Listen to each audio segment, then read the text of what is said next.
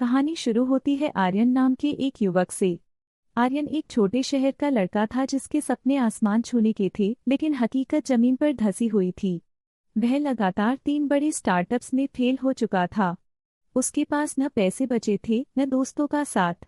उसके पास न पैसे बचे थे न दोस्तों का साथ। उसके पिता का कहना था, बेटा अपनी औकात देख और कोई छोटी मोटी नौकरी कर ले। आर्यन अक्सर रात को पार्क की एक बेंच पर बैठता और सोचता, क्या मैं सच में हारने के लिए पैदा हुआ हूँ। एक शाम पार्क में उसकी मुलाकात एक बुजुर्ग व्यक्ति से हुई जो आंखों से देख नहीं सकते थे, लेकिन उनके चेहरे पर एक अजब सी शांति थी।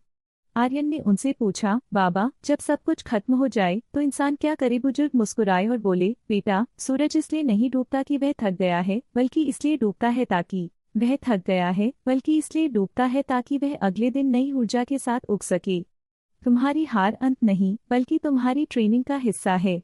उन्होंने आर्यन को बताया कि सफलता क्या करने में नहीं बल्कि गिरने के बाद किया कि वह एक आखिरी कोशिश करेगा।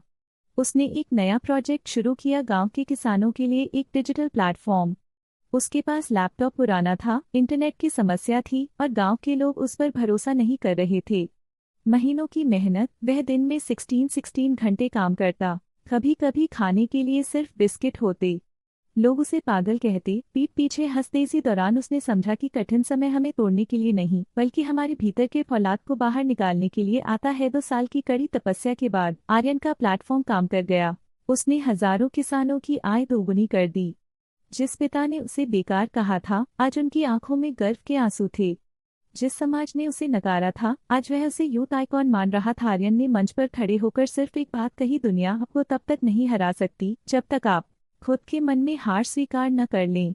आपकी सबसे बड़ी ताकत आपका धैर्य, पेशेंस और आपकी सुबह परसिस्टेंस है।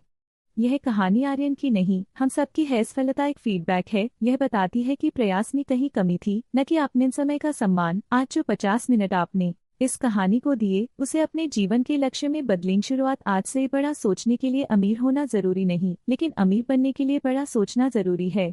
अगर आपको यह कहानी पसंद आई तो प्लीज़ लाइक, शेयर और सब्सक्राइब करें। Thank you.